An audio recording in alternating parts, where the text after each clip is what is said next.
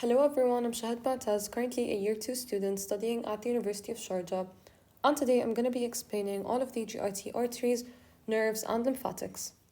This is going to be a long one, so let's start with the arteries. The first thing is that the GIT system originates from three parts embryologically. We have the foregut, the midgut, and the hindgut. Each part is supplied by a specific artery. The foregut is supplied by the celiac trunk, the midgut by the superior mesenteric, the hindgut by the inferior mesenteric. And we also need to know where does the foregut start and end, and each part accordingly. So the foregut starts at the lower third of the esophagus and it ends in the second part of the duodenum, specifically at the biliary orifice or at the major duodenal papillae.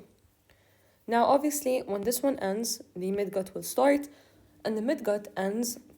Let me draw a diagram like this, representing the colon. So this is the ascending, descending, and transverse. So if we draw a line over here, around at the right 2/3, okay, and the left 2/3. So this is going to be the junction between the midgut and the hindgut, okay? So the midgut is everything from here all the way until the biliary orifice. And when we come over here, we have the hindgut all the way until the anal canal, okay? And we just mentioned the hindgut, it's until the anal canal, specifically the upper 2/3, okay? So the upper 2/3 of the anal canal are going to be by the hindgut, and then the lower 1/3 is going to be by ectoderm. And this is very important for when we talk about pathologies like hemorrhoids. From an OSPE standpoint, we need to also know at the vertebral levels for the arteries. So the celiac trunk starts at the L1 vertebral level, the upper border of it. The superior mesenteric starts at the lower L1 border, which corresponds to the transpyloric plane. The inferior mesenteric starts at the L3 border. Okay, so as I just explained, we have the colon over here, and we just mentioned, it originates from two parts. So the entire colon has two parts, from the midgut and from the hindgut. This means, the entirety of the colon has two embryological origins, meaning that it will have a dual blood supply from the superior mesenteric artery and from the inferior mesenteric artery. This also applies to other organs like the duodenum and the pancreas, and again, we'll be getting into detail as we move. Okay, the first artery we want to talk about is the celiac trunk. So the celiac trunk, as we just mentioned, originates from the abdominal aorta at the upper border of L1. And it has three main branches. The first branch is going to be the left gastric. The second branch is the splenic, and the third branch is the common hepatic artery. We're going to be talking about each one later in detail. As for the superior mesenteric artery, it starts at the lower border of the L1 vertebra corresponding to the transpyloric plane. And this is a really nice picture that also talks about the relations of the superior mesenteric. So it starts behind the body of the pancreas. So this is the pancreas in yellow. And it starts behind the body of the pancreas, so it's not shown. And then it extends, it goes down along with the superior mesenteric vein. This is the superior mesenteric vein. And it extends down and it goes in front of the eusinate process of the pancreas and in front of the third part of the duodenum. So this is the second part of the duodenum, and this is the third part. So it's going in front of the third part of the duodenum. So I've summarized the relationships over here. So it's going behind the body of the pancreas and in front of the eusinate process, as well as the third part of the diaphragm. And you can remember B and B. Okay?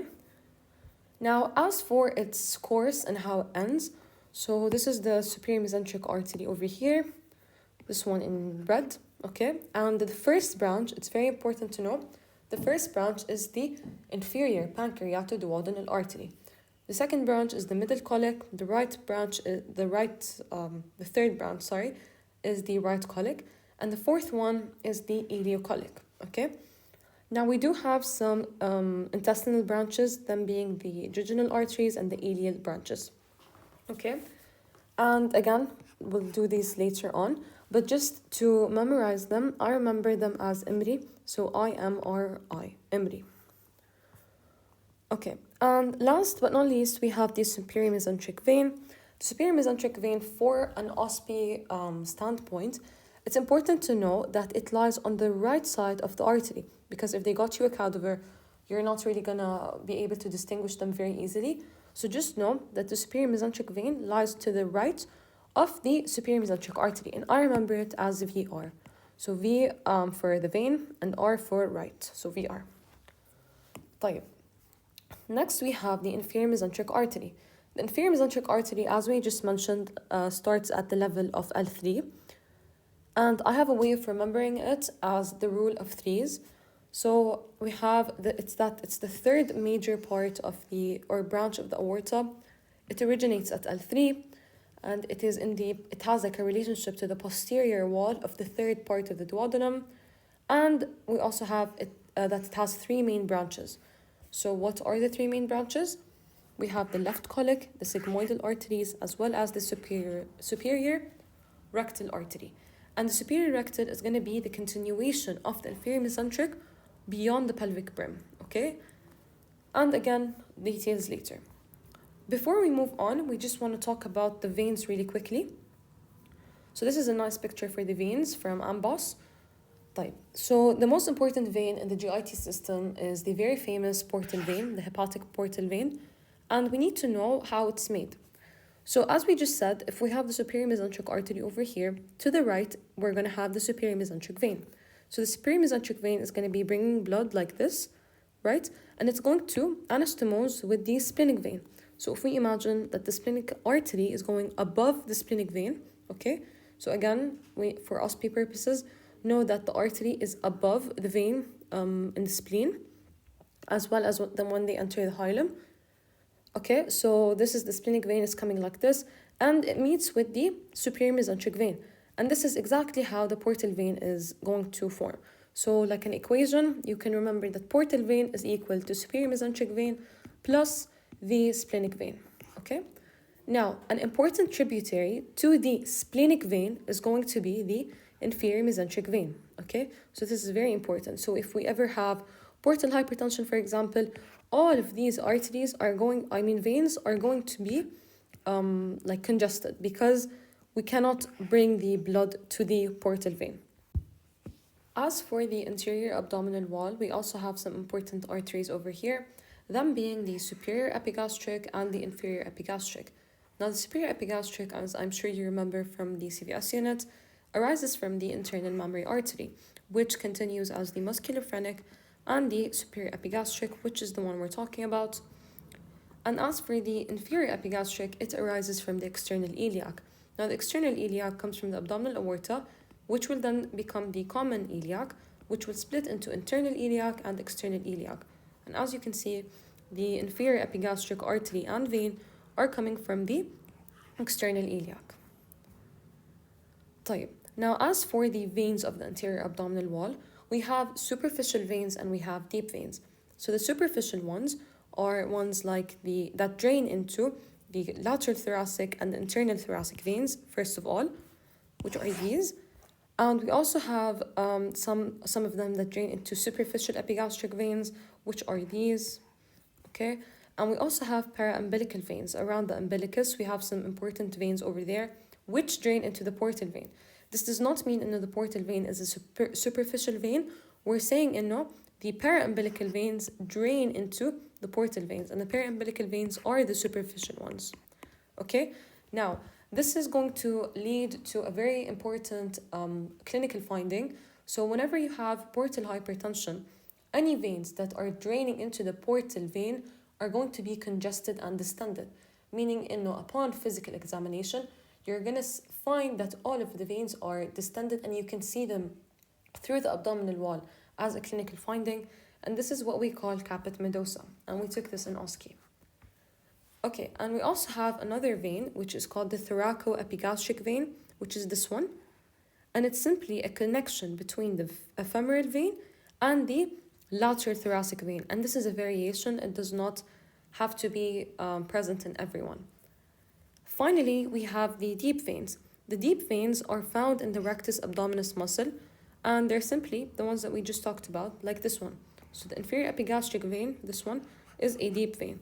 And we also have the superior epigastric vein, which is also a deep vein. Okay. As for the posterior abdominal wall, the main arteries are the ones that are arising from the abdominal aorta.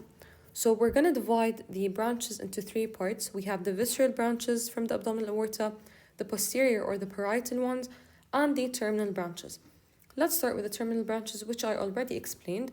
The terminal branches are going to be are rising at the level of L4, important for OSPI, and we're going to continue as common iliac arteries. So we're going to have two common iliac arteries, and then external and internal iliac.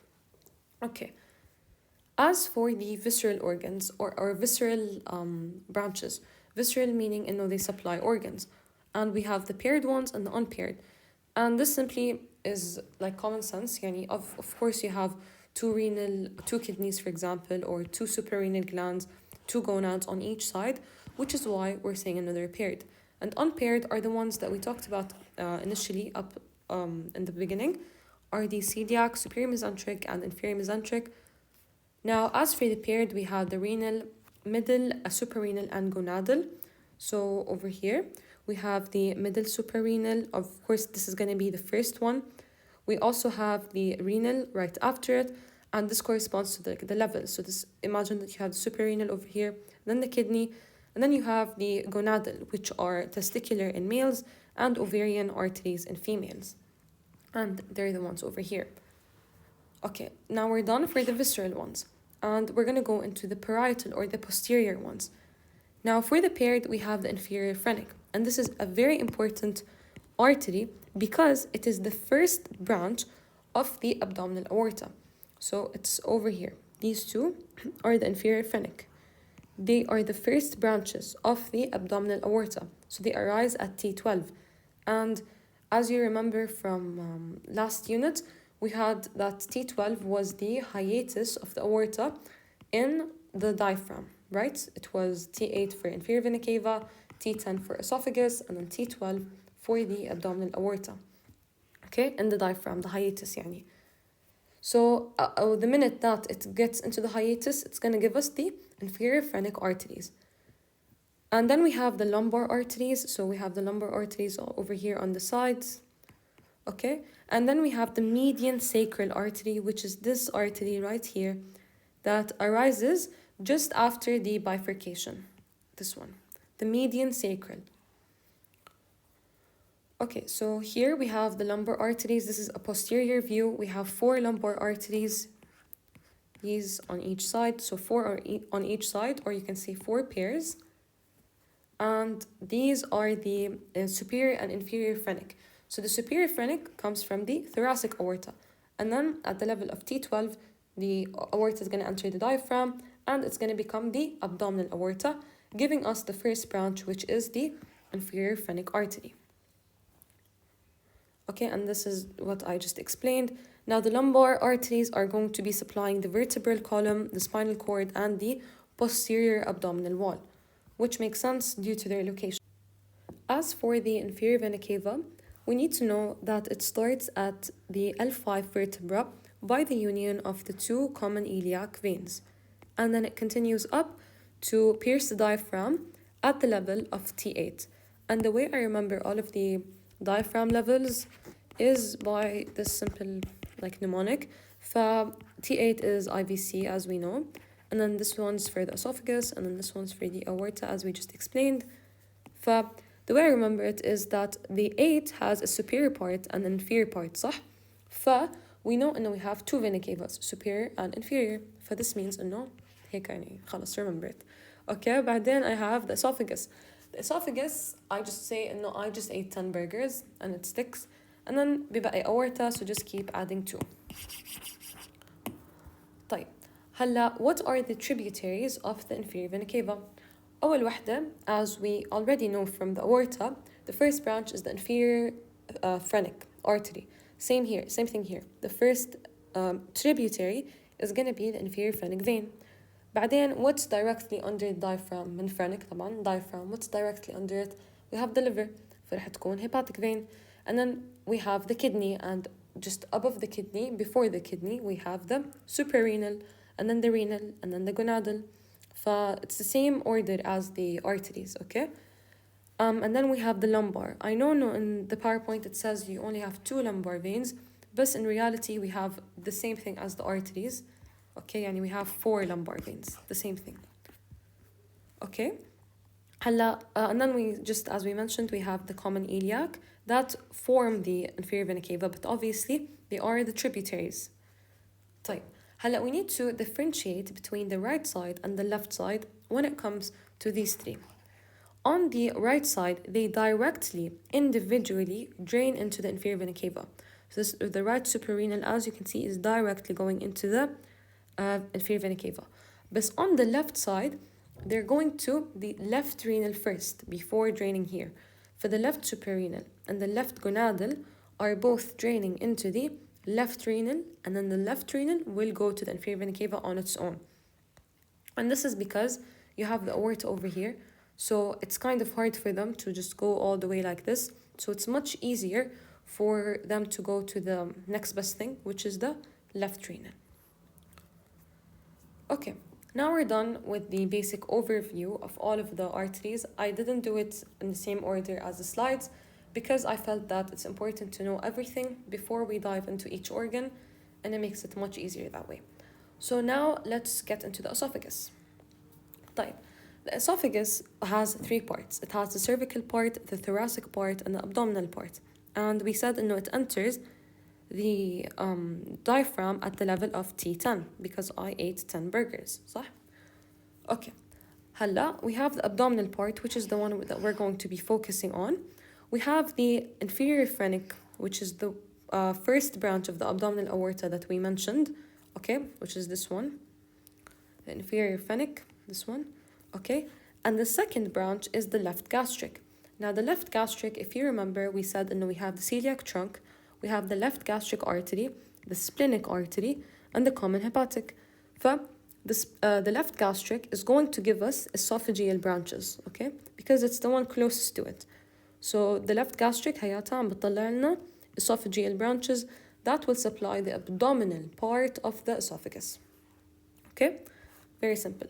And as we said, the left inferior phrenic, obviously not the right because the esophagus is more towards the left. Now, about the venous drainage. The venous drainage, we have two drainages in the esophagus. We have intraesophageal and extraesophageal. Extraesophageal is very simple. It's just like any other organ drainage. The intraesophageal is just the one that's very distinct. We basically have some longitudinally arranged veins in the submucosa of the esophagus. And this is important because in a condition where we have something like portal hypertension, because eventually everything drains into the portal vein, صح? So in a condition where we have portal hypertension, you're going to have congestion of these veins. And if, la samah Allah, one of these veins was damaged and it opened, you're going to have severe hemorrhage, and this is going to lead to instant death, okay? And we also have other veins for the cervical and thoracic part, which I don't think are that important. It's best to focus on the abdominal part. So for the abdominal part, the extraesophageal drainage is going to be by the left gastric of the portal system. As I just explained, we are eventually going to drain into the portal system. That's why we can get something called varices, which is the distension of the veins or the submucosal veins, okay? And you also have the inferior vena cava and the hemiazygos. Makes sense because we're on the left side and the hemiazygos is on the left side. Okay. As for the stomach is arising from the foregut, صح? This means it's going to be supplied by the celiac trunk. It's actually supplied by everything that comes out of the celiac trunk. So all of the celiac trunk branches eventually give out a branch to supply the stomach. And we're going to explain it in this nice thing I drew. We have the abdominal aorta over here. We have the celiac trunk, صح? First, we have the splenic artery. The splenic artery is going to give us a short gastric, okay? A short gastric artery. And this is going to go posterior to the stomach. Okay, and to imagine the stomach is like right on, like this, okay? This is going to give us a short gastric branch, which is going posteriorly. The splenic artery will also give us a right gastroepiploic artery, which is coming down at the greater curvature of the stomach. And on the opposite side, we have the common hepatic artery. The common hepatic artery, just before it becomes the proper hepatic artery, is going to give us a gastroduodenal artery. Now, this gastroduodenal artery is important because it gives us a left gastroepiploic artery. So هون عنا right gastroepiploic artery coming from the splenic artery, and we have a left gastroepiploic artery coming from the gastroduodenal, coming from the common hepatic. Okay? And these two are going to anastomose at the greater curvature. On the other side, on the lesser curvature side, we have the right gastric artery, or we already have the main branch of the celiac trunk, which is the left gastric artery. فمثل the two epiploics, we're anastomosing here. We need the two gastrics to anastomose at the lesser curvature. هلا, in this picture, I drew what all of the other resources have been saying. The right gastric arises from the proper hepatic, but according to our slides, just stick to the fact the right gastric comes from the common hepatic. Okay, so it's supposed to be like this. Okay, for the right gastric is going to anastomose with the left gastric at the lesser curvature. And that's essentially it for the arteries. And the veins, similar thing. We have the left gastric vein, which will eventually drain into the portal vein. And this is why we just said in a condition where we have portal hypertension, the left gastric vein, which is also draining the esophagus, is going to be affected because it drains into the portal vein. Okay, and we have other veins as well, the splenic vein, the left gastroepiploic vein, very similar to the arterial supply. Eventually, the most important thing to know, eventually they all drain into the portal vein.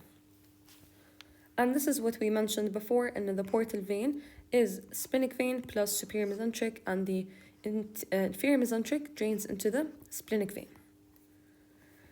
Okay, now as for the small intestine. So for the small intestine, أول شيء we have to know is that small intestine mainly arises from the midgut, صح? Because we said after the duodenum, the second part of the duodenum, we have the midgut all the way until the junction between the right 2/3 and the left 1/3 of the transverse colon, صح?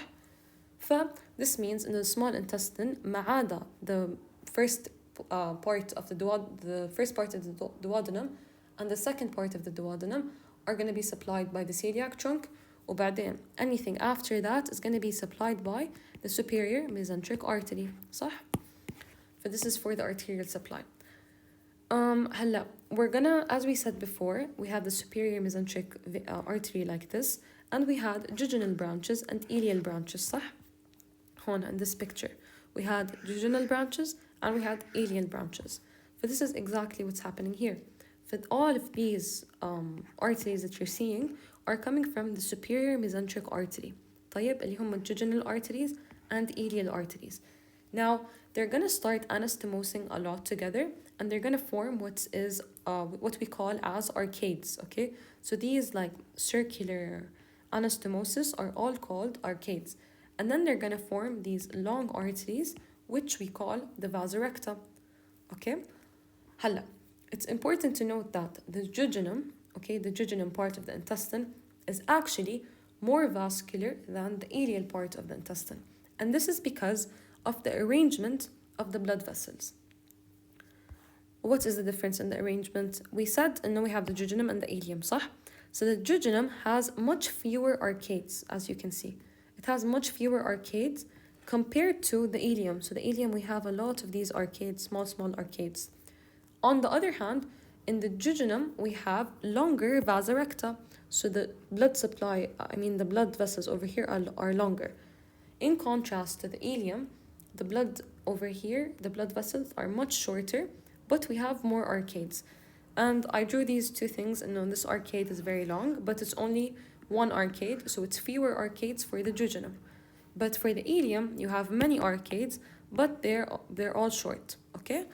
And another way to remember it is because they have longer vasorecta, the jejunum is just a longer word than ileum, so just remember it like that, okay?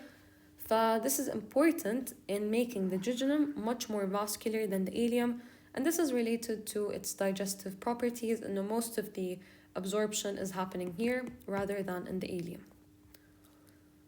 Okay, هلا for the relations we have the relation of the right testicular artery, which is a gonadal artery, which we said arises after the renal artery, صح? So let's go back عشان you memorize it.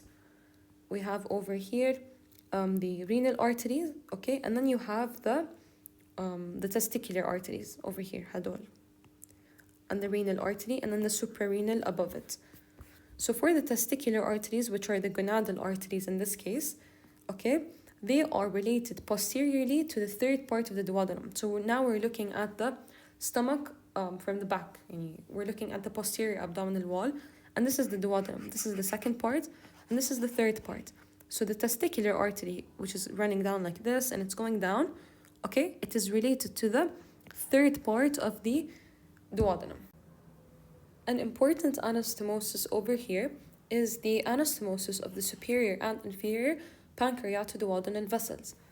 And this is because, as we just said, the duodenum has originated from the foregut, but then we have the rest of the small intestine is originating from the midgut. Let's talk about the pancreatoduodenal arteries really quickly. فعندنا the pancreatoduodenal arteries عندنا superior and inferior, okay? The superior pancreatoduodenal is actually coming from the gastroduodenal arteries. اللي احنا حكينا عنهم, they're coming from the common hepatic, صح?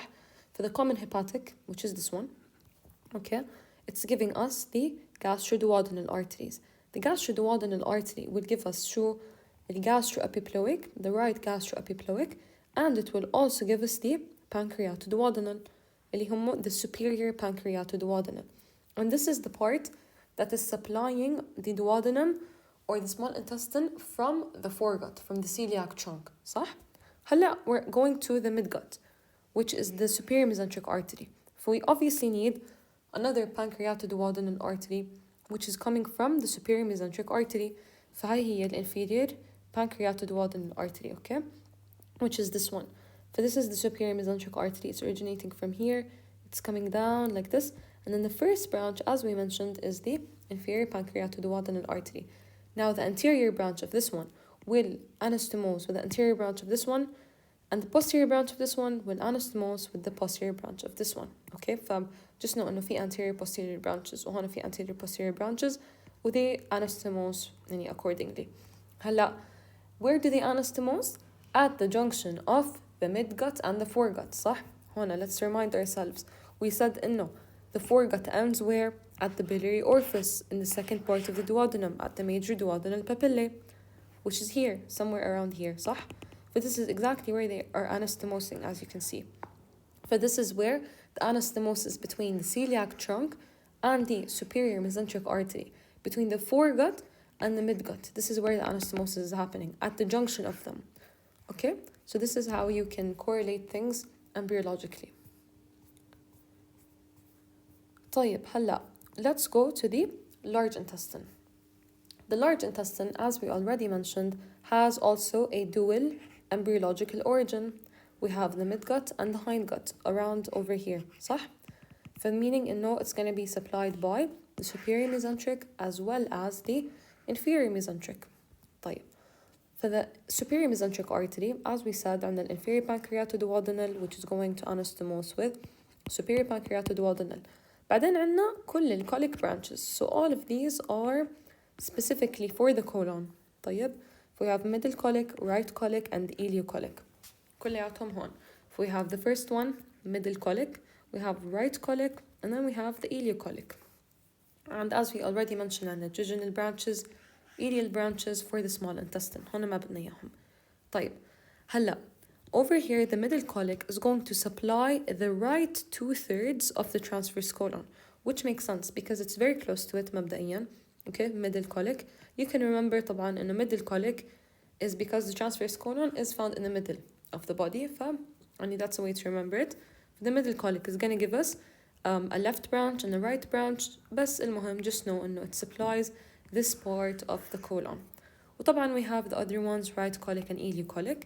هلا ileocolic is going to divide into two parts كمان. We have the ascending or the colic branch and the descending or the ileal or the cecal branch. Okay?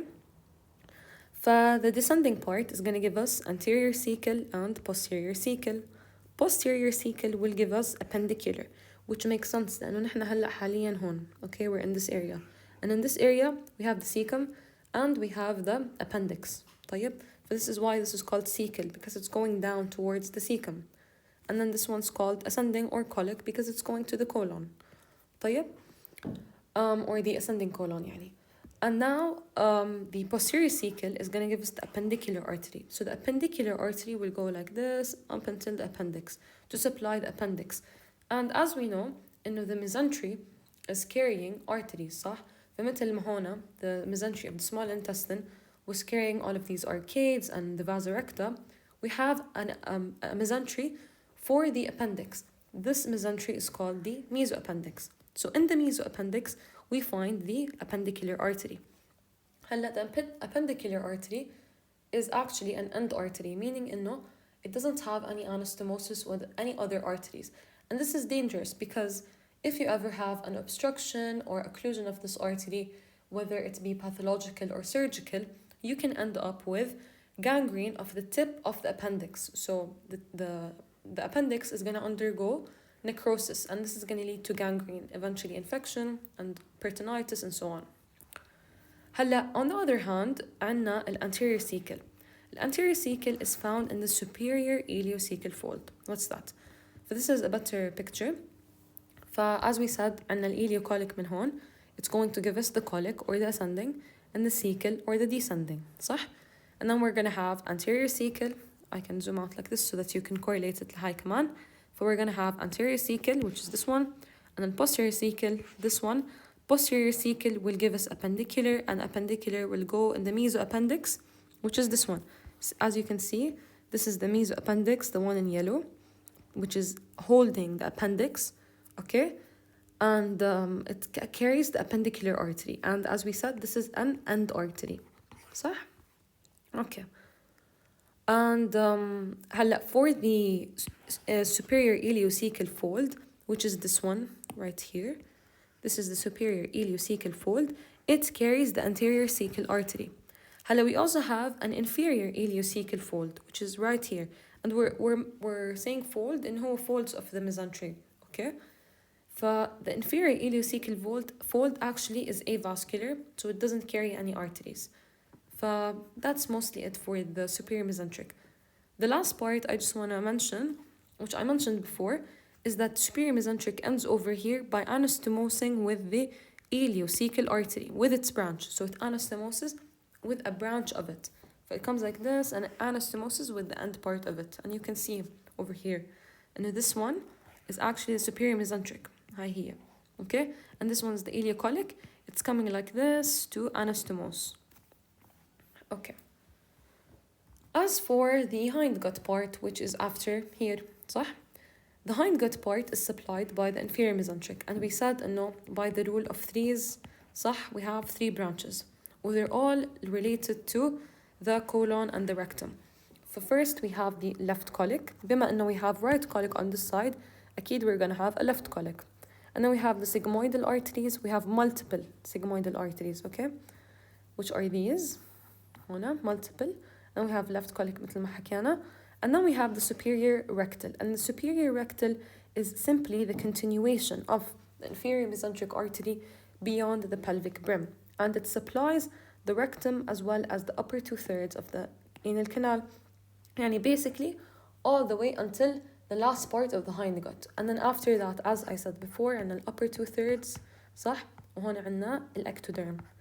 For the ectoderm part will have a different arterial supply, not by the inferior mesenteric. Again, this is important when we talk about things like hemorrhoids, which we will talk about. طيب. The left colic supplies the left 2/3 of the transverse colon اللي هو this part اللي بقت هون. The sigmoidal arteries will supply the sigmoid part of the colon. And as we said, the superior rectal, it's also called superior anorectal because it also supplies the anal canal. طيب. For the marginal artery, as we know, this area has extreme vascular supply. It has this marginal artery, which is just an anastomosis of all of the arteries that we're talking about.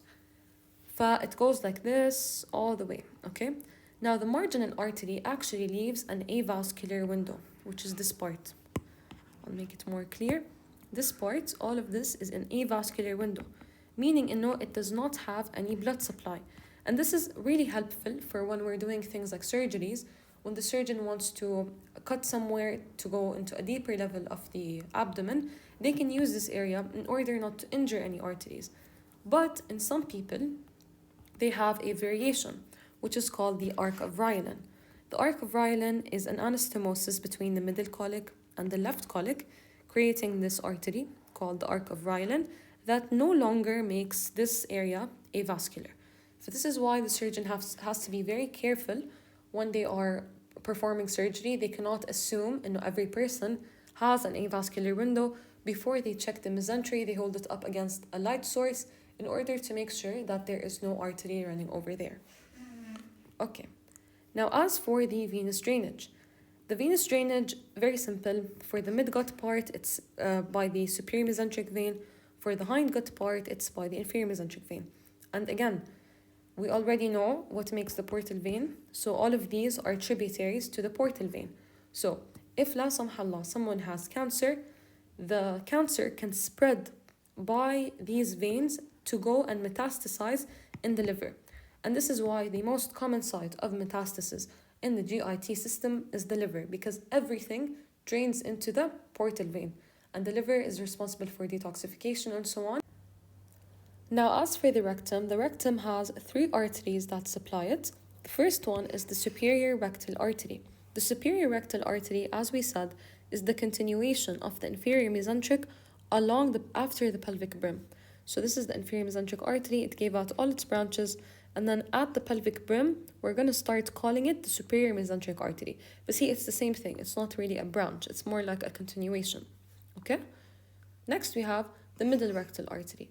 The middle rectal artery is a branch from the internal iliac artery. So this is the common iliac, external and internal iliac.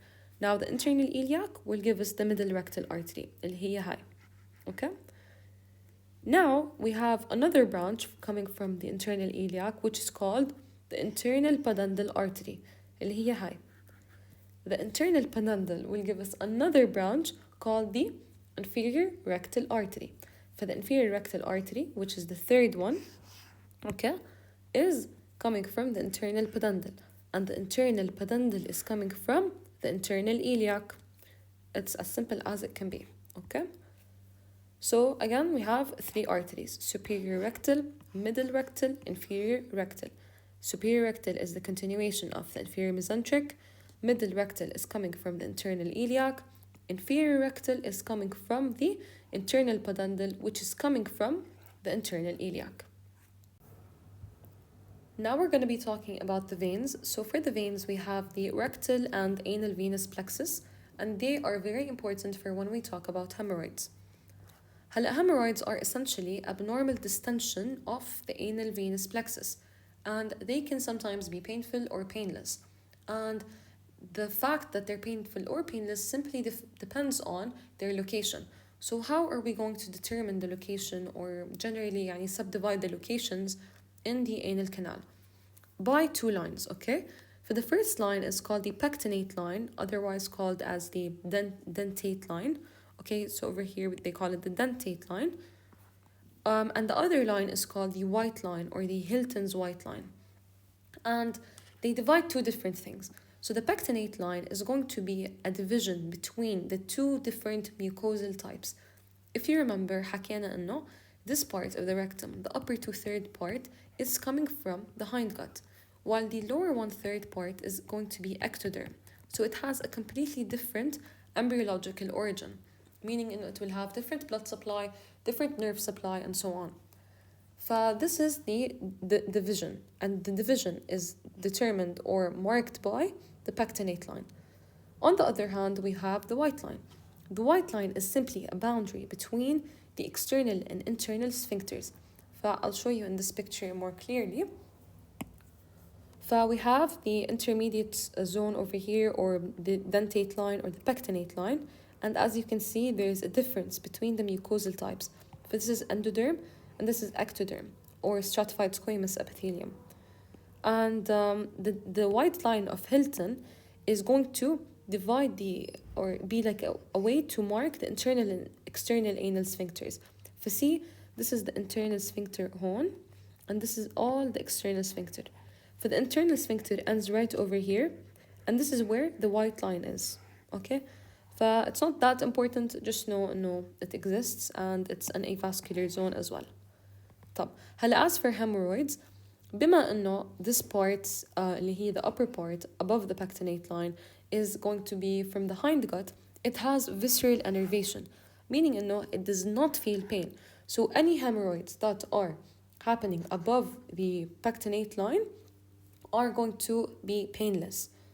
And any hemorrhoids that are happening below the pectinate line, otherwise known as external hemorrhoids, they are painful. And also in OSCE, when they taught us to feel for the hemorrhoids, the external hemorrhoids are felt while the internal hemorrhoids cannot be felt. And of course, they are very painful. We also have something called an anal fissure, which is simply a tear below the pectinate line, okay? So if we have any tears in the cavity, we're going to have anal fissures, which are also very painful, and they are below the pectinate line. As for the blood supply to this part of the anal canal is going to be from the superior rectal artery, which was also the branch of the inferior mesenteric, اللي هو هاي, the same one, the superior rectal artery, okay? And the lower part below the pectinate line is going to be supplied by the inferior rectal artery, which is from the internal pudendal, اللي هي هاي. Okay, I hope that is all clear. Now let's move on to the liver. The liver's blood supply is very important لأنه the liver's main function is to detoxify the blood, right? This means it receives a lot of blood. And the nice thing here is that it actually receives deoxygenated blood as well as oxygenated blood. Deoxygenated blood is actually more than the oxygenated blood. We get 75% deoxygenated blood from the portal vein, and then 25% of oxygenated blood from the hepatic artery. Again, we're getting portal vein blood and hepatic artery blood, okay? The way this happens is that you have different lobules in the liver. Each of these squares or cubes are a hepatocyte. But you have different lobules in the liver. And if you think that these are the hepatic artery, this is just one hepatic artery, that's not really the case. These are branches. So you have the hepatic artery is going to enter the liver and then branch. Okay? If we have hepatic artery branch and a portal vein branch, they're going to enter in this direction like this. Okay? And they're going to give the blood to the hepatocytes. They're going to detoxify it. We also have macrophages or the Kupffer cells. And when they're done with that, they're going to go where? To the central vein. The central vein is then going to go to the hepatic veins. The hepatic veins are then going to go to the inferior vena cava. And if you remember, I said before that we have 3 hepatic veins that drain into the anterior wall of the inferior vena cava.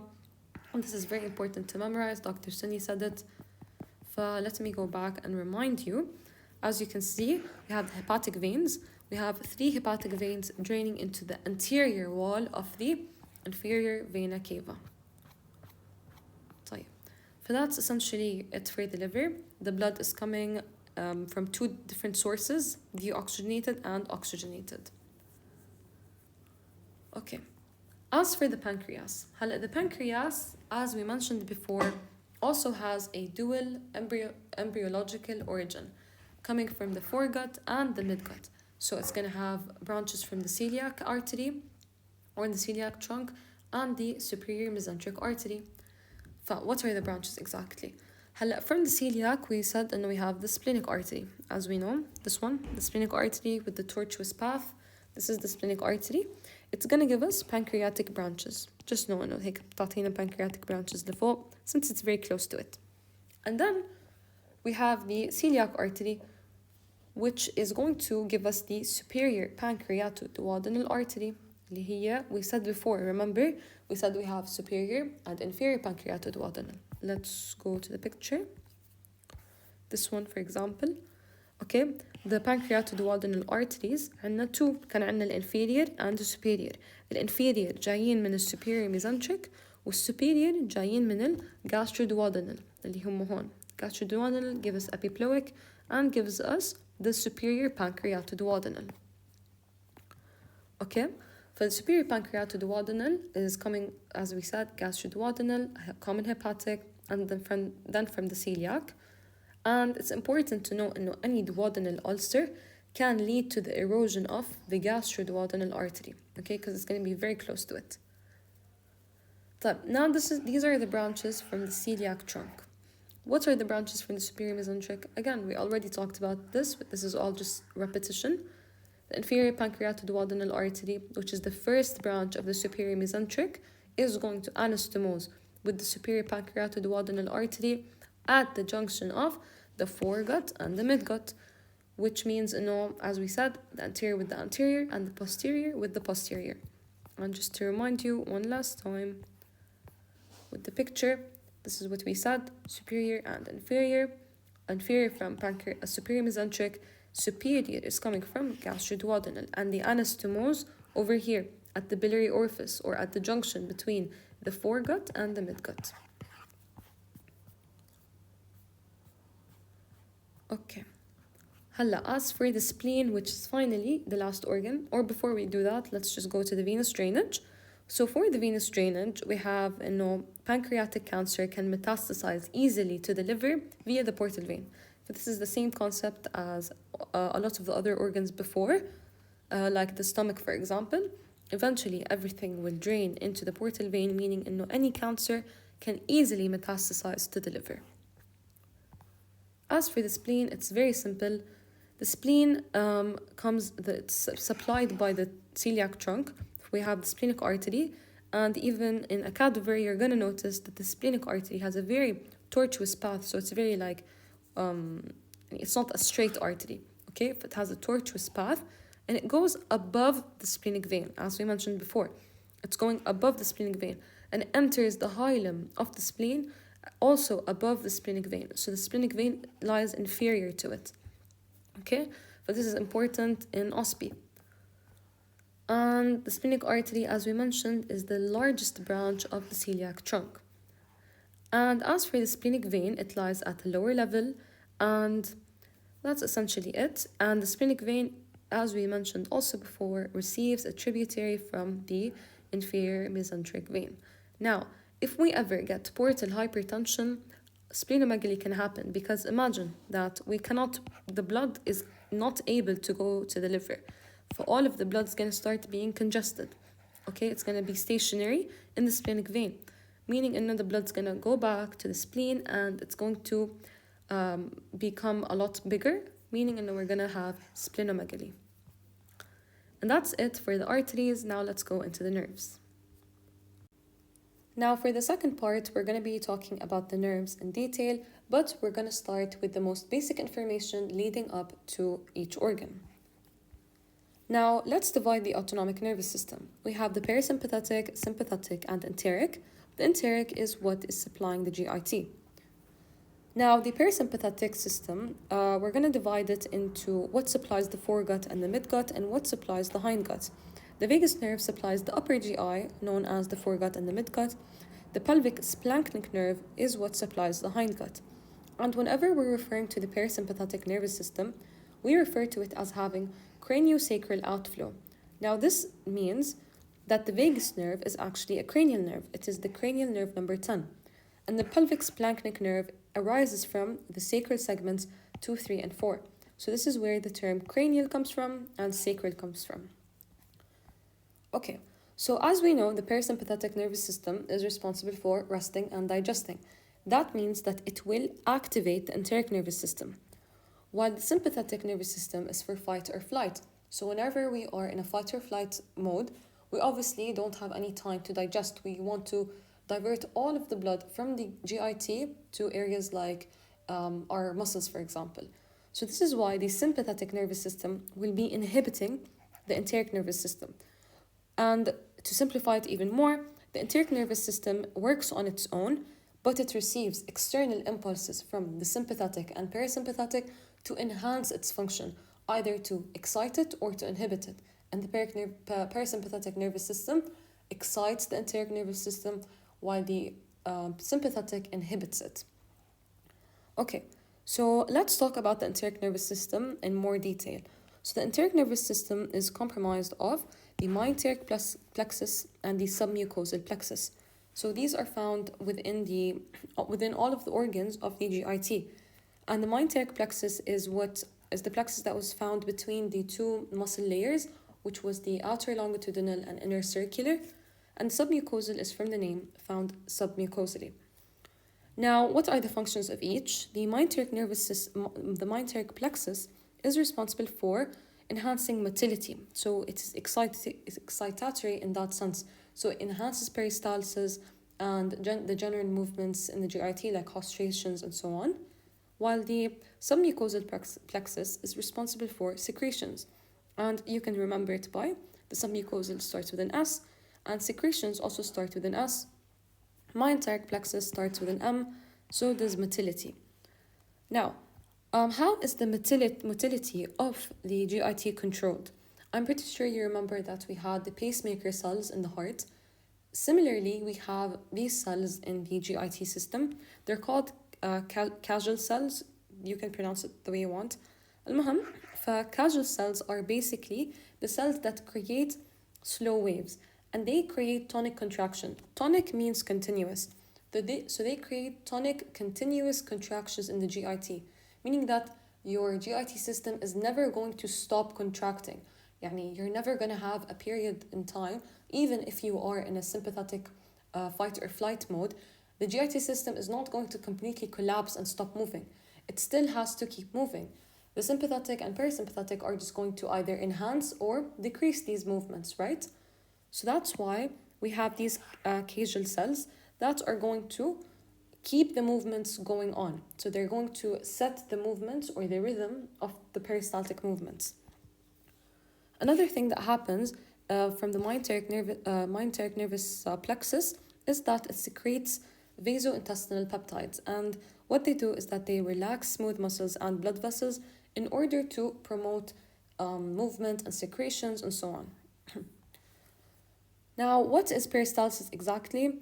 It is the slow waves that we talked about, which are the slow waves by the causal cells that create the tonic contraction, as well as action potentials from the parasympathetic nervous system.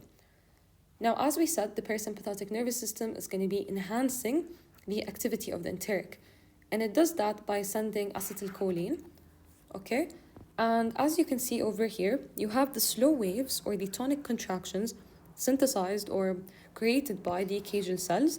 And what happens is that the parasympathetic nervous system sends spike potentials or action potentials by acetylcholine in order to enhance these contractions. So the spike potentials, they cause contraction and they cause a calcium influx. So this means that in order for a proper peristaltic movement to happen, or the really strong ones, we need input from the parasympathetic nervous system. And the cecum, for example, has only 2 slow waves per minute, making it the slowest movement in the GIT. The duodenum has 12 slow waves per minute, making it the fastest. طيب. Now, as for the sympathetic nervous system, the sympathetic nervous system has a thoracolumbar outflow, and this means that all of the nerves arise from the thoracic and upper lumbar part of the spinal cord, specifically for the GIT. Okay, for the GIT only, from T5 up until L1. But like T1 does give us sympathetic outflow, but not for the GIT, for things like the heart, for example. But the entire thoracic spinal cord does give us sympathetic outflow, but for the GIT, we're only going to start from T5 all the way up until L2. Okay? So the sympathetic nervous system is going to decrease peristalsis, and it's going to cause vasoconstriction of the blood vessels in order to take it to places like the muscles. Now, I just want to focus on the sphincters because some people might find this confusing. So what does the sympathetic nervous system do to the sphincters? It actually causes the sphincters in the GIT system to contract, meaning that it makes them close. and this is going to inhibit the movement of food throughout the GIT. Of course, we still do have the slow waves, but they're not being enhanced. We're not really creating a strong peristaltic movement in order to propel the food down the GIT system. On the other hand, we have the parasympathetic nervous system, which is inhibitory to the sphincters, okay? Even though it's excitatory to the enteric nervous system, it is inhibitory to the sphincters. Why? So that the food passes through the GIT, so that we can digest it. Now let's talk about the sympathetic nervous system. So the sympathetic nervous system, in order to understand it better, let's get to know what a ganglion is.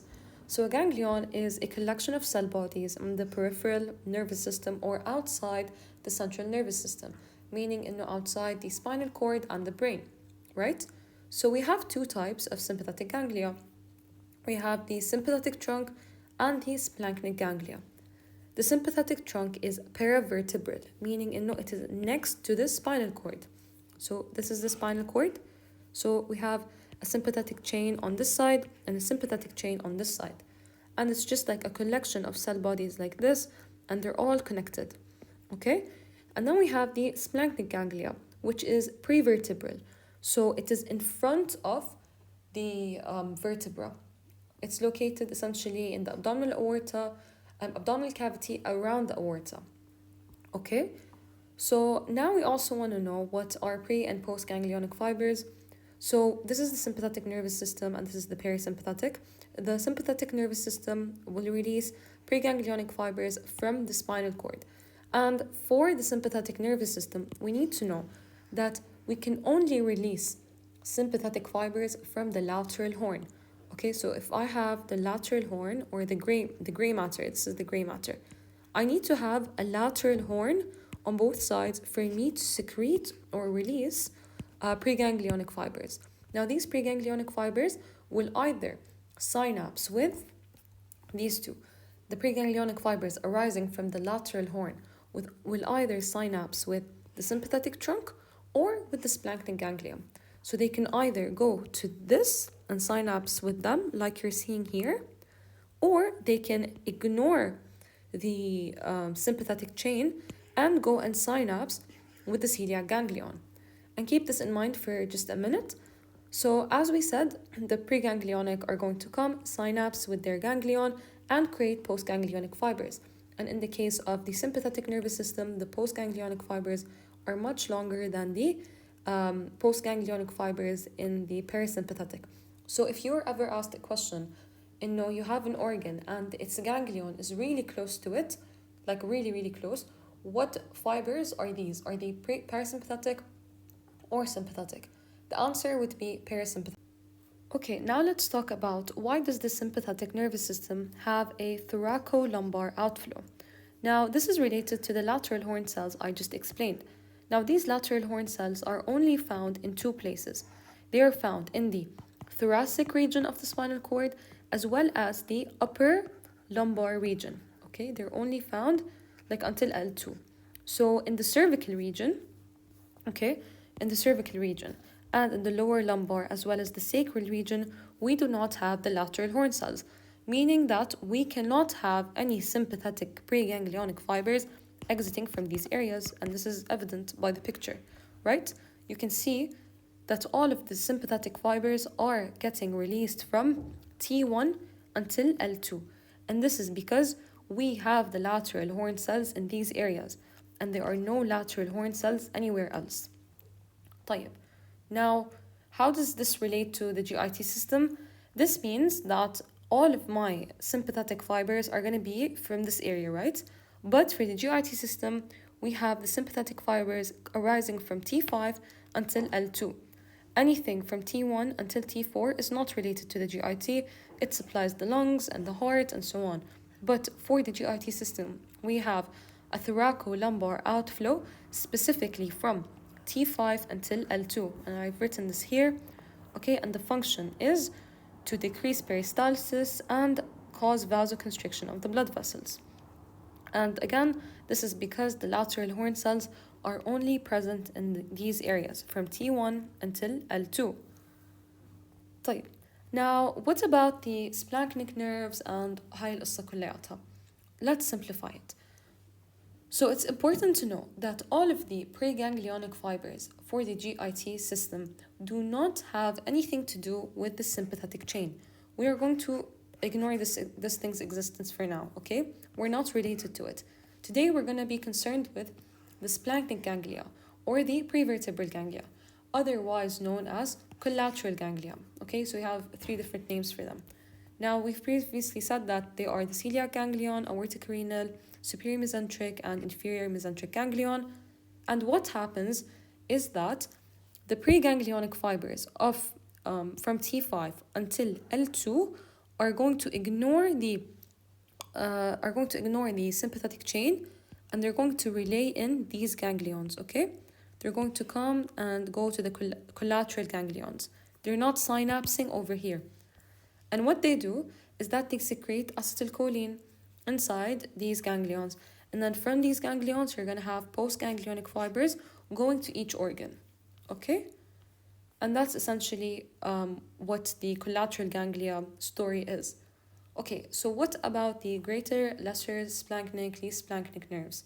So we have 5 splanchnic nerves when it comes to the sympathetic nervous system, and we have 1 splanchnic nerve when it comes to the parasympathetic. And we've spoken about it already. It's called the pelvic splanchnic nerve, and it arises from the sacral segments to 2, 3, and 4, right? And obviously, it's fine if parasympathetic is being released from the sacral segments because we don't really need any lateral horn cells or anything. Okay? So, for the sympathetic nervous system, we have these preganglionic fibers. It's important to know that these are preganglionic fibers. And what they do is that they leave the spinal cord, they do not relay in the sympathetic chain, okay, and they go directly to the collateral or the splanchnic ganglia. So in this case, we can see that the greater splanchnic nerve arises from a bunch of different preganglionic fibers. They connect and then they form one singular nerve. Okay, so we have a lot of preganglionic fibers, they're connecting, and they form one single nerve called the greater splanchnic nerve, which synapses with the celiac ganglion. And from the celiac ganglion, we're going to get postganglionic fibers to the associated organs, okay? Now, where does the greater splanchnic nerve arise from? Now, each one takes certain preganglionic fibers from a different vertebral level. So the greater splanchnic comes from the vertebral levels T5 to T9. Okay, so T5 until T9. These are all for the greater splanchnic. For the lesser splanchnic, we have T10 to T11 and so on. You are expected to memorize these. It's better if you do. And we already mentioned for the pelvic, it's 2, 3, and 4. Okay. Now for the pelvic splanchnic, it actually is going to synapse with the inferior hypogastric plexus, and this is also a ganglion. Okay, that's why it's called splanchnic, because it is synapsing with something outside of the sympathetic chain. Likewise for the sympathetic nervous system, so each splanchnic nerve is going to synapse with its associated ganglion, and you do have some overlap, but I've highlighted the ones that, it's most associated to. So the greater splanchnic mostly synapses with the celiac ganglion. The lesser splanchnic mostly synapses with the superior mesenteric, least is with inferior mesenteric, lumbar splanchnic is with also inferior mesenteric, and sacral splanchnic is with the hypogastric plexus. Okay? Now, we also, just like we divided the arteries before and so on, we also have the splanchnic nerves. They do supply a certain embryological part. So the greater splanchnic is mostly related to the foregut. The lesser and least splanchnic, both of them, supply the midgut. And then we have the lumbar splanchnic and the sacral splanchnic supplying the hindgut mostly. Or you can say the lower GI, and these two are responsible for the upper GI. Okay, now let's talk about the plexuses. Now, a plexus is essentially a collection of nerves, okay? And it's usually postganglionic fibers, right? So if I have the celiac ganglion here, any fibers that are arising out from it are going to be called the celiac plexus, or like the collection that's immediately close to the celiac ganglion is the celiac plexus, like this picture. Okay, so this is the celiac ganglion, and as you can see, this is all the celiac plexus in pink. طيب, so what are the most famous plexuses that we have in the posterior abdominal wall? We first have the sympathetic chain. Okay, so the sympathetic chain, which is the one that we have explained over here, which is this one, these two on the side. Okay, the sympathetic chain has a lumbar part. Okay, it has a lumbar part, and we also have a lumbar plexus. So make sure that you differentiate both of them from each other. We have a lumbar part of the sympathetic chain, and we have a lumbar plexus. On the other hand, we have the celiac plexus, we have an aortic plexus, and we have a superior epigastric plexus. Okay. Now, about the lumbar part of the sympathetic ganglia. So imagine that you have the inferior vena cava over here. The ones on the right are going to be posterior to the inferior vena cava. See, this is the inferior vena cava, and you have the sympathetic chain. This is the sympathetic chain. As you can see, they're all connected. We have 4 lumbar ganglions, which are going to give us the lumbar part of the sympathetic ganglia. So I hope it makes sense. So we have 4 on each side. As for the lumbar plexus, so this is the lumbar part of the sympathetic ganglia. These are ganglia. But this is the lumbar plexus. And again, it is just a collection of nerves. And the way to remember the things that are arising from the lumbar plexus is by this. It's called I-square golf. So the first I is the iliohypogastric. The second I is ilioinguinal. Then we have golf, so genitofemoral, lateral cutaneous, femoral, and obturator. Now, the most thing that you need to know about these is their relationship to the psoas major. The psoas major is this muscle over here. Okay, it comes from the lumbar spines and it goes all the way to the femur to insert. And the genitofemoral nerve, which is this one, okay, it is the only one that is anterior to the psoas. And the way I remember it is that the genitals are found anteriorly in the body, so they are anterior to the psoas. And then you have the obturator and the lumbosacral trunk. You don't really have to know this, يعني, بس المهم, the obturator is medial to the psoas. And if you remember from MSK, the obturator was supplying the medial part of the thigh. And then we have the iliohypogastric, ilioinguinal, lateral cutaneous, and femoral. Essentially, كل اللي بقوا, they all emerge lateral to the psoas. And you can look at this picture on your own time to know where each one is arising from and its relationship to the psoas major. And this is the lumbosacral trunk, in case you were wondering. And as you can see, it is arising medially to the psoas major. So this is the psoas, okay? And this is it arising medially to it. Okay, now as for the celiac plexus. The celiac plexus, as you can see, is the collection of nerves related to the celiac ganglia. And we already know that we have the celiac ganglia. We have 2 celiac ganglia that are prevertebral, meaning that they are in front of the spinal cord and related to the aorta. And they actually receive parasympathetic input as well as sympathetic input. Although we just talked about them mostly receiving sympathetic, they also receive parasympathetic input. And you're going to ask, where is the parasympathetic input coming from? It's coming from the vagus nerve, specifically the posterior vagus nerve, and we're going to talk about this in a minute. So just keep in mind that it does receive a parasympathetic branch. Now, as for the sympathetic input, we just mentioned that it receives the splanchnics, it receives the greater and the lesser splanchnic nerve. So as you can see here, it receives the greater splanchnic nerve and the lesser splanchnic nerve, although this is not showing, but yani, it's supposed to go like this. I'm pretty sure it's in the other picture. Okay. And yeah, and then we have the sympathetic output. The sympathetic output is by the celiac plexus. So this celiac plexus is going to be the output. The input is going to be the lesser and greater splanchnic nerves. And of course, it inhibits peristalsis and gastric secretions. Now, there is an important clinical correlation to the celiac ganglion. In a case where a patient has chronic pancreatitis, and obviously this is extremely painful, we would want to do a celiac block. A celiac block is essentially blocking the pain impulses that are coming out or going through the celiac ganglia in order to prevent so much pain on the patient. Okay, now as for the aortic and hypogastric plexuses, so this is the aortic plexus. Okay, it's just all of these nerves, the bundle of nerves over here. And we also have the hypogastric plexus, which is found like distal to the aortic bifurcation. Okay, it's found below the aortic bifurcation. Now, for the hypogastric plexus, we have a superior hypogastric plexus and an inferior one. Okay, so as you can see, this is the superior hypogastric plexus, and over here, it's the inferior hypogastric plexus.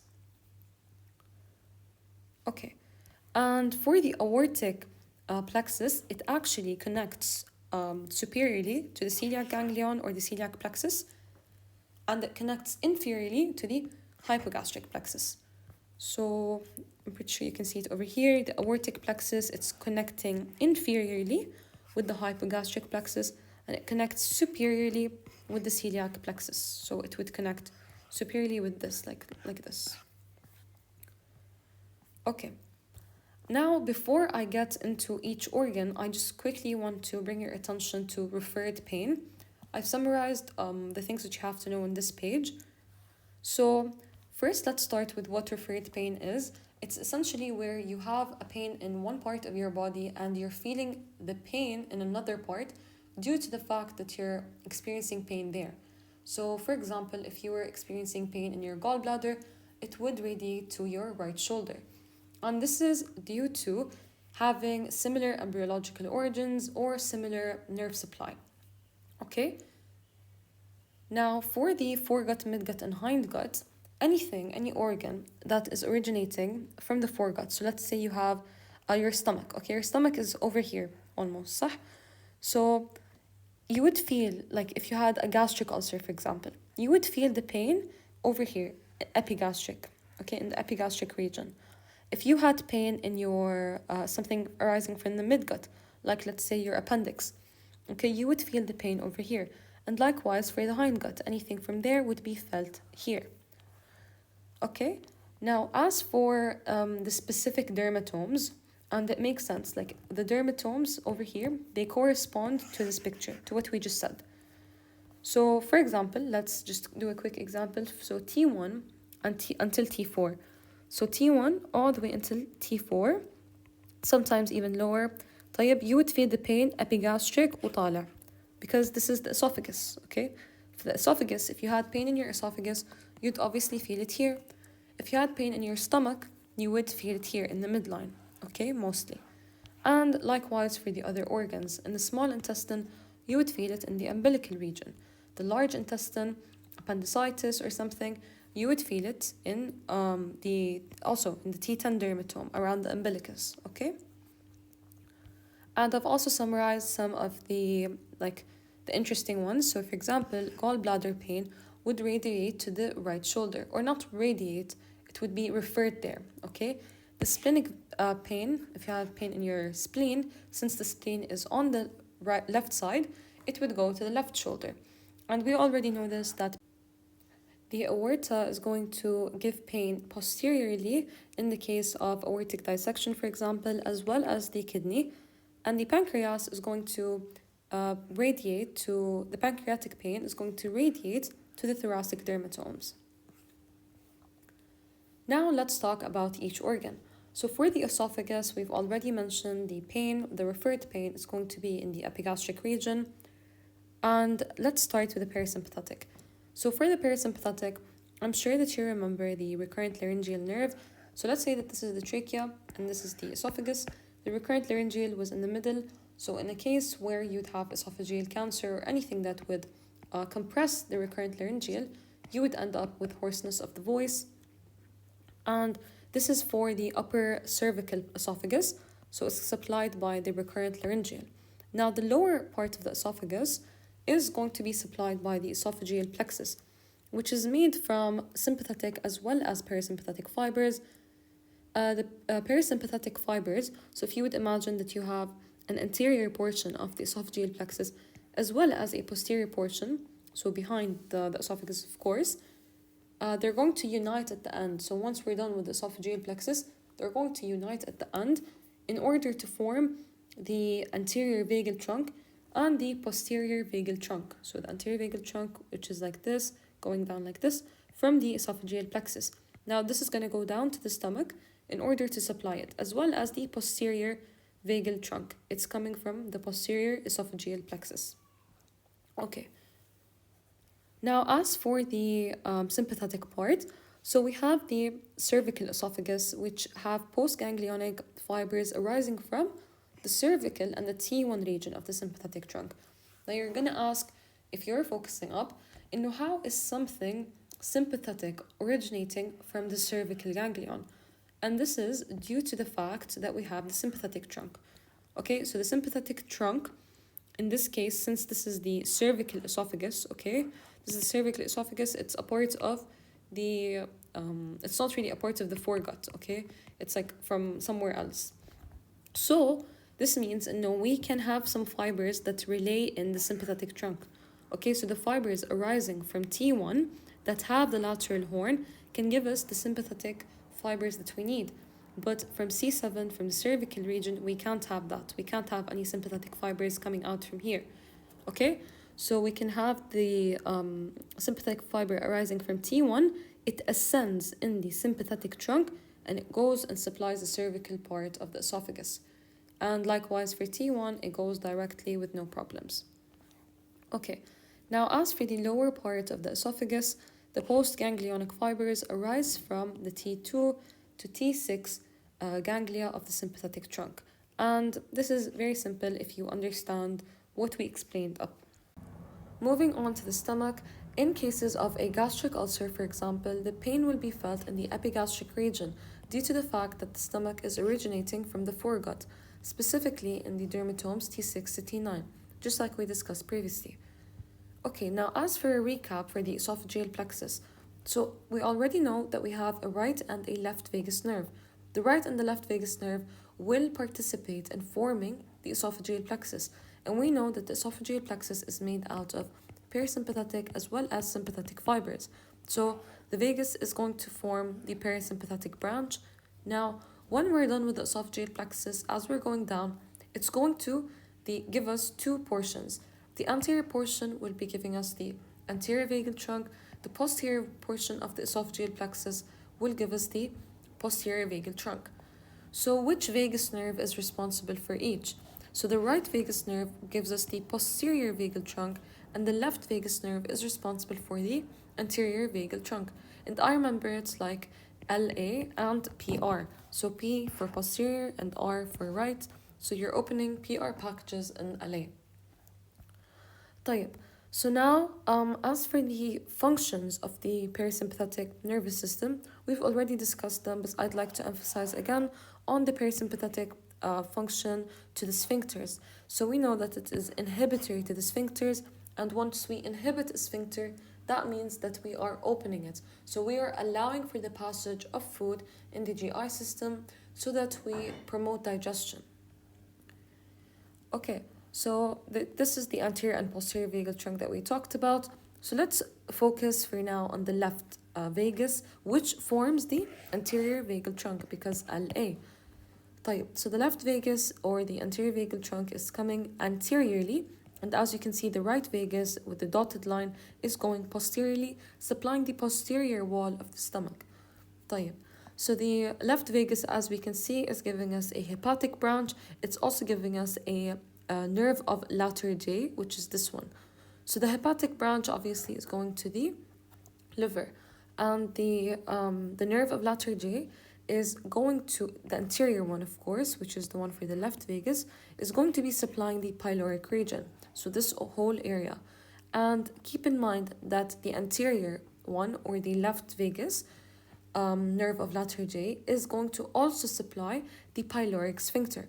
So if an OSPE question was giving us, was pointing at the pyloric sphincter, and it says what is the parasympathetic supply of the pyloric sphincter, then we would have to say the anterior nerve of letter J, because the posterior nerve of letter J does not supply the pyloric sphincter. And obviously the posterior nerve of letter J is coming from the posterior vagal trunk, which is coming from the right vagus. And both of them, the left and the right vagus, are going in the lesser curvature side of the stomach. So they're not really on the greater curvature side. Okay, so just as a recap, we also have the right vagus, which is coming down posteriorly. It's giving us a nerve of letter J, but a posterior one. And this posterior nerve of letter J does not supply the pyloric sphincter, but it does supply the antrum. So it does supply this region, but not this region, posteriorly. And very importantly, we also have a celiac branch of the right vagus. So the right vagus is going to give us a celiac branch, which is going to participate in the formation of the celiac plexus. So if you remember over here, we said that we have a parasympathetic input to the celiac plexus, to this plexus over here. We have some parasympathetic input. And this parasympathetic input is coming from the posterior vagal trunk, the celiac branch of it specifically. Okay, so as for the sympathetic supply, so for the sympathetic supply, we're mostly going to be talking about the greater splanchnic nerve, as well as the lesser splanchnic nerve, but to a much lesser extent. And it's coming out from the T5 to T9 segments of the spinal cord, which align with the greater splanchnic nerve exactly. And we already know the functions as we discussed previously. It is motor to the sphincter, meaning that it closes the sphincter. Because we don't have time for digestion right now, we mainly want to focus on giving out all of the blood to the muscles. Now, if you're confused as to why we're saying that the lesser splanchnic nerve is supplying the stomach, even though it arises first of all from T10 to T11, and over here we're saying T5 to T9, and it mostly supplies the midgut, صح? That's for the lesser splanchnic. And this is because it's not like a one-size-fits-all type of thing when it comes to the splanchnic nerves. So what's happening is that the splanchnic nerve, the lesser splanchnic nerve, can sometimes arise from T9 as well as T12. And I confirmed this from Dr. Anu. So this is why the lesser splanchnic can sometimes go and supply the stomach. Okay, so now let's talk about the small intestine. So the small intestine arises from the midgut, and since it arises from the midgut, intestinal pain, the referred pain for it, is going to be felt in the umbilical region, over here. Okay, just so right around the umbilicus. Now for the parasympathetic supply, all you need to know that it's vagal, and it's just a continuation from the anterior and posterior vagal trunk that were in the intestine. So they come down and they continue their job in the small intestine as well. Okay, so now as for the sympathetic supply, so the sympathetic is going to arise from T9 to T11, and mostly by the lesser splanchnic nerve. So this is what I was just talking about, that the lesser splanchnic can sometimes arise from T9. So this is all you need to know for the small intestine, and that the collateral ganglion for the lesser splanchnic is the superior mesenteric as well as the aortocarinal, and this is what we talked about, superior mesenteric and aortocarinal for the lesser splanchnic, and sometimes the celiac, in the cases of the stomach, for example. Now, as for the large intestine, so the large intestine has a dual origin from the midgut and the hindgut, but in the cases for appendicitis, for example, since it is in the midgut, pain for appendicitis will be felt in the umbilical region. But if we had pain in the hindgut region, of course, it will be felt more distally in this region. Okay, so now as for the parasympathetic supply, so we already talked about this before on the first page. Since if anything is arising from the foregut and the midgut, it will be supplied by the vagus nerve. If it is arising from the hindgut, it will be supplied by the pelvic splanchnic nerve, and this is why we say it has a craniosacral outflow. Likewise, over here, since this part of the intestine is arising from the midgut, it is going to be supplied by the vagus. But since this part of the intestine is arising from the hindgut, it's supplied by the pelvic splanchnic nerve. As for the sympathetic supply, since we also have a midgut and a hindgut, the midgut part is going to be supplied by the lesser splanchnic nerve, and it goes to the superior mesenteric ganglion, as we already know that. So you can see this over here. So it's arising from T10 for the lesser splanchnic. It's arising from T10 and T11. They are going to the superior mesenteric. This is just like sometimes it can go to the celiac, as we said, but in this case, it's going to the superior mesenteric ganglion. It's synapsing there and then supplying the midgut portion of the large intestine. As for the hindgut, we have the lumbar splanchnic nerves arising from L1 and L2. So they are going to be synapsing in the inferior mesenteric ganglion and then going to the hindgut region. So we have superior mesenteric ganglion and inferior mesenteric ganglion for the large intestine. Now, as for the rectal muscles, we have the coccygeus and the levator ani. So the coccygeus is simply by the lower sacral, the levator ani, the proximal or the pelvic surface of it is supplied by the lower sacral, same as the coccygeus, while the perineal surface of it is supplied by the inferior rectal nerve. And I just like to bring it to your attention that when we're talking about the inferior rectal nerve, always think of the pudendal nerve. That's where it arises from.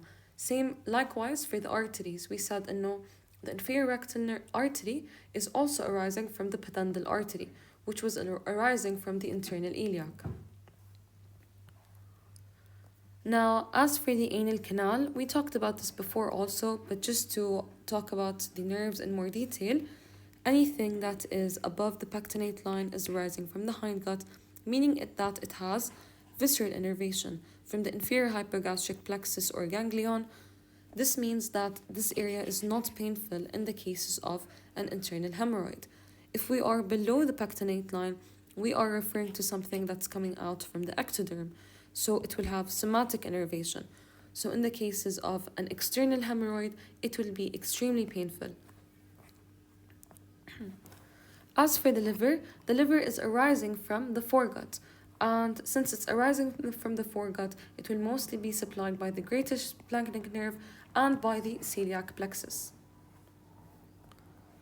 Now for the pancreas has dual origin, so it is coming from the foregut and the midgut. So we have the greater splanchnic and the lesser splanchnic. The greater splanchnic mostly synapses with the celiac ganglion, while the lesser splanchnic mostly synapses with the superior mesenteric plexus. So that's it for the nerves. I hope it was beneficial. Finally, we have the lymphatics.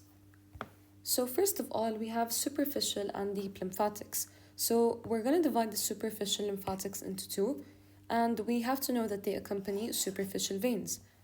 So for the superficial lymphatics, we're going to have this watershed line that is at the level of the umbilicus. So any lymphatics, any superficial lymphatics that are found superior or above the watershed line, they will drain into the axillary lymph nodes, be it anterior axillary lymph nodes or posterior axillary lymph nodes. And any superficial lymphatics that are found below the watershed line, they will drain into the inguinal lymph nodes. So these are for the superficial lymphatics. As for the deep lymphatics, we're going to basically have them accompany the deep veins. And these deep veins are like the external iliac, the aorta, the common iliac, and so on. So let's talk more about the deep lymphatics. So we have pre-aortic lymphatics and para-aortic lymphatics. The pre-aortic, from the name, يعني they are in front of the aorta. The para-aortic means that they are adjacent to the aorta on both sides. And usually the para-aortic ones are paired or unpaired. And we're going to be focusing on the paired ones. But let's talk more about the pre-aortic ones first. So for the pre-aortic, as we said, they are in front of the aorta, and we have three. We have the celiac, superior mesenteric, and inferior mesenteric. So similar to the arteries. Now we have different organs, of course, draining into different lymph nodes. So for the celiac, we have the stomach, esophagus, liver, spleen, and pancreas, as well as the small intestine. So for example, the duodenum, since it is from the foregut, it can drain into the celiac. Now, as for the superior mesenteric, we note that the pancreas has a dual origin. It has an origin from the foregut and the midgut, right? So this means that it will drain into both the celiac and the superior mesenteric. Likewise, for the intestine has a midgut origin and a hindgut origin, so it will drain into the superior mesenteric and inferior mesenteric. Now, as for the para-aortic ones, which are found adjacent to the aorta on both sides, we have the suprarenal, kidney, and the gonads, and as you can see, they are arranged in the same order that we talked about before for the arteries and veins. Now, a very important concept when we're referring to lymphatics is lymphatic spread of cancer. So we have two famous methods in which a cancer can spread. The first one is through the celiac nodes. As you can see, the celiac nodes, they drain a lot of organs. They take a lot of organs in. So this means that they are a very common hotspot for metastasis. The second way for a cancer to spread is simply through the way that all of the lymphatics are eventually drained. So we know that all of these lymphatics will eventually go to the cisterna chyli, from the cisterna chyli through the thoracic duct and eventually through the left venous angle over here. So this is why most of the metastasis can spread to the thorax and to the left supraclavicular lymph nodes. And what this will cause is Virchow nodes, in which the metastasis is already spread, creating the Troyer's sign. And mind you, it is only on the left, it's not on the right, because we know that on the right we have a different method in which the lymphatics are being drained. This is only for the left. Okay, so as a quick recap, we said that the small intestine is originating from the foregut and the midgut, so it will drain into the celiac as well as the superior mesenteric, and eventually, as we said, cisterna chyli and thoracic duct. Now for the large intestine, صراحة, you can just memorize these. We have the epiploic lymph nodes, paracolic, intermediate, and superior and inferior mesenteric lymph nodes, since it is originating from both the midgut and the hindgut. Likewise, for the rectum, it's just honestly memorization. I just want to bring your attention to lymphatic spread once again. So for the liver, since the liver is originating from the foregut, it mainly drains into the celiac lymph nodes. As we said, same, and also for the nerve supply, it was the celiac plexus.